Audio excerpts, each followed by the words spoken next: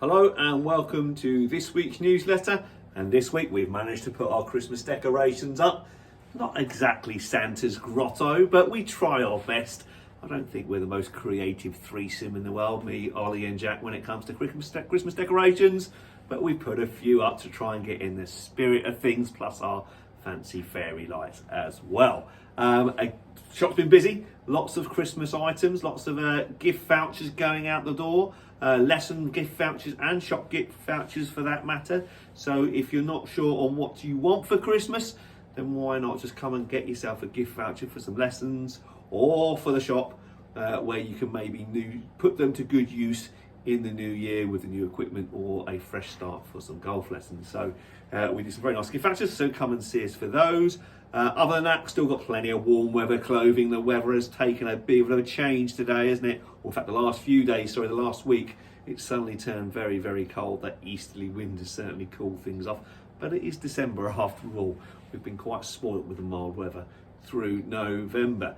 So all your Christmas things, come and see us. We've got lots of options here, lots of warm weather clothing, lots of bits and pieces that can fill those stockings. Right, okay, moving on before we go on to the 8th hole of mine and Ollie's match, where things take a little turn for the worse for me again.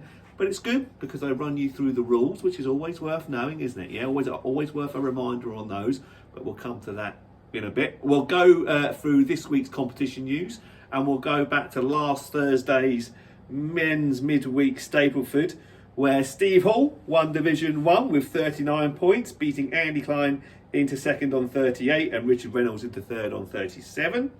In Division 2, Martin Pessel won with 37 points, beating Andy Dyson and Malcolm Lake and A.D. Price into second, third and fourth respectively, all on 36. And in Division 3, Steve Smith won. Well done, Steve. He won with 38 points, beating Jim Scott and Kyrios Nokajortis. Oh no, that's a bad name for me, I'm afraid. Sorry, I don't know how to pronounce your name. But anyway, he also got 38 points. 3 of you tied there, but Steve Smith won on countback. Well done, Steve. Good to see.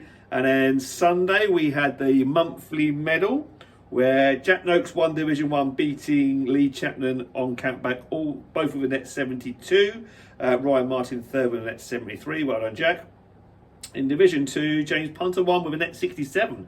Very good, James. Well played that. Beating Kim Potter and Keith Newbury, second and third, 74s. Kim beating Keith on countback. And in Division 3, Maggie Hart. No way, Maggie. Maggie won Division 3. Well played with a net 73. How comes I've not heard that? I've not had any message or nothing.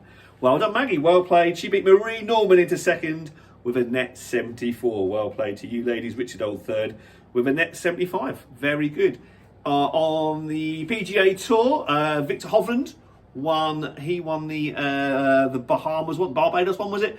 Tiger Woods' tournament, the Hero Challenge, a 20-man field. He won it last year, and Victor Hovland defended his title. In South Africa, Tristan Lawrence won the South African Open. He had a 5-shot lead with 9 holes to play, but then tried to throw it all the way. But eventually, he won by a shot. He beat the Frenchman Clement Sordeau by 1 shot in the end, but it was all very tight on the back 9 on Sunday. Right, okay, now on to the 8th hole of my match versus Ollie. I think if I remember rightly, I am 3 up at this point, but it does take a little turn. Hope you enjoy it. 8th hole, another tricky hole. Again, obviously, we don't want to go right with the North Sea.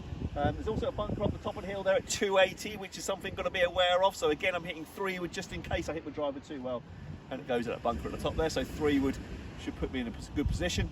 Not too bad today because it's down the breeze. Quite a big enough fairway to hit, although that bush is a bit of a nemesis of mine as well. I do like to hook it in there sometimes, but I'm not going to think about that now. I'm just going to knock it straight down the middle of the fairway. Second shot's always a bit tricky down here because it's blind, isn't it?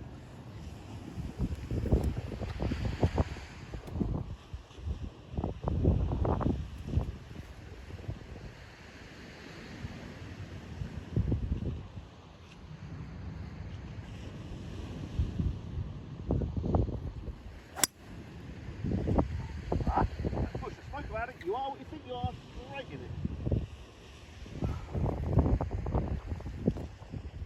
it. Okay, right, 3 wood for Ollie. Yeah, Duncan spoke through the hole. Yeah, I know. Right I just. left. You are what you think you are. Cut it off the bush. You're going to cut it off the bush. I can't hit a cut. Not on my 3er anyway.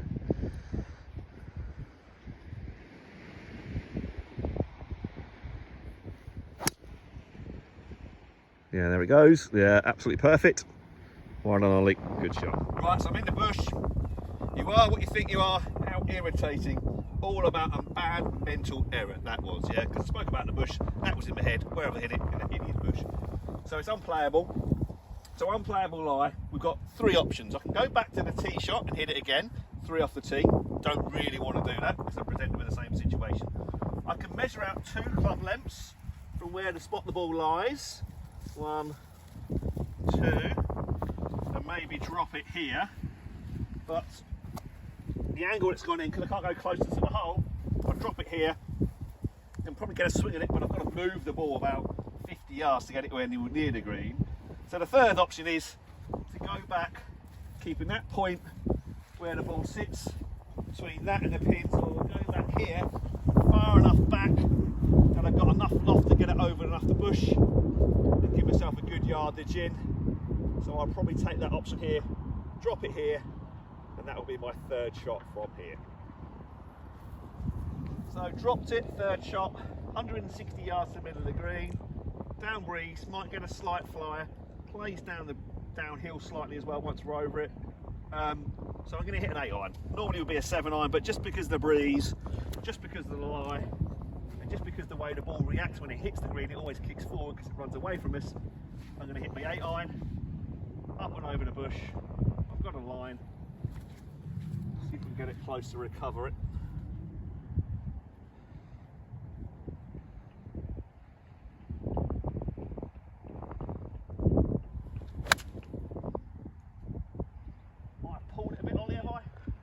Left, mate. Tough to say with a line going over the bush here, but it was a good strike. It won't be far. Right, Ollie's hit a great tee shot. I'll tell you what, Ollie, between me, your tee shots, and my approach shots, and my short game, we'll be all right, wouldn't we? How far you got? 1-3-2, so learning from the 5th. I'm only going to hit wedge. 1-3-2. So he's kind of thinking back to the 5th where he hit it a bit long from 140.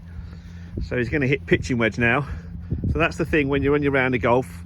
Always learn from your previous shots in the round as well, because it's the same conditions, isn't it? So 130, just good solid wedge for Ollie. This is a bit of a green light flag.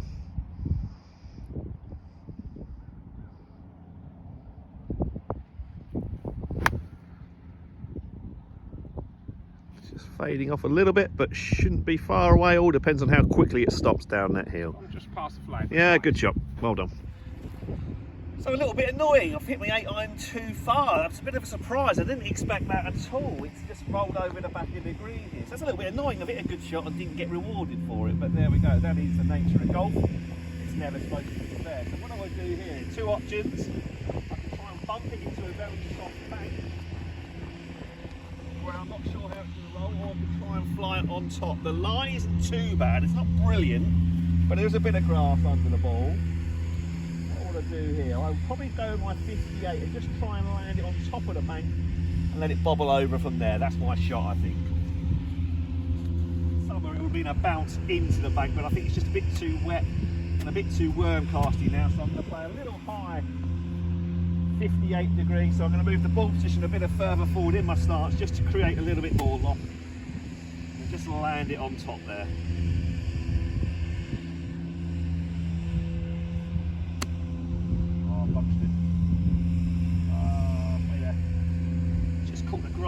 It's just leaning into me, that grass. I think that was the issue there. Look, you can see the roots just leaning into me. Just got my club caught a little bit early in the grass and it's not made it onto the green. So just off the green, little bare line, not far from the edge of the green. So I'm going to putt it up and over the hill and let it run down there. It's one of those days where I've probably made 2 bad swings and it's going to compound. A triple bogey on the 3rd, and if I don't hold this, double bogey on the 8th. You have days like that where you just make some 2-3 bad swings and they just lead to big numbers.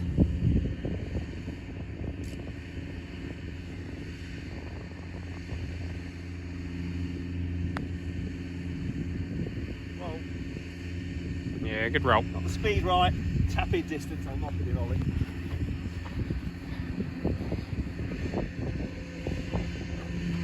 Annoying 6, tee shot was to blame, unlucky with the second shot. Right, Ollie putt for birdie, he's just gone to the back of the green there, but it's a good shot.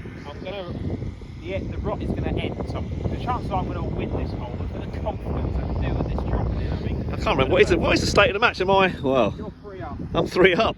That turned around quickly. He's going to get one back here then.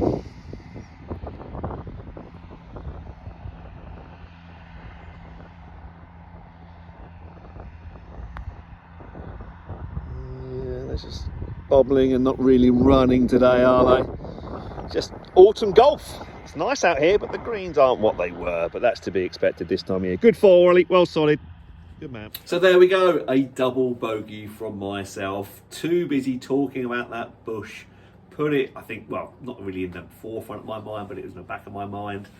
And there we go. In it went, penalty shot, over the back of the green, wrong miss, chip up, 2 putt, 6. Easily done. Back to 2 up, Ollie's solid 4. It's amazing, you are what you think you are. So your brain doesn't hear, don't go in the bush. It just hears the word bush. And it's automatically attracted to it. But that is a common mistake I do make down that hole. I'd like to hit driver to blast it over that bush, but then it brings that bunker in at the top of the hill there. So 3 was the right play.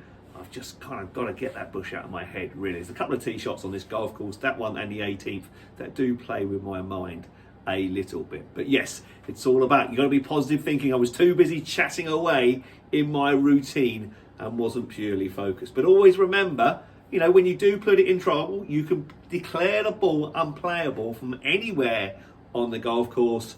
That you get 3 options. You can go back to where you hit it from, 2 club lengths, not nearer the hole from where the ball lies, or go back as far as you like, keeping that point between you and the pin. A 1-shot penalty. Interestingly enough, I got asked a question the other day. Somebody's ball finished in the bush, but it was in a rabbit scraping, so it was in a rabbit hole.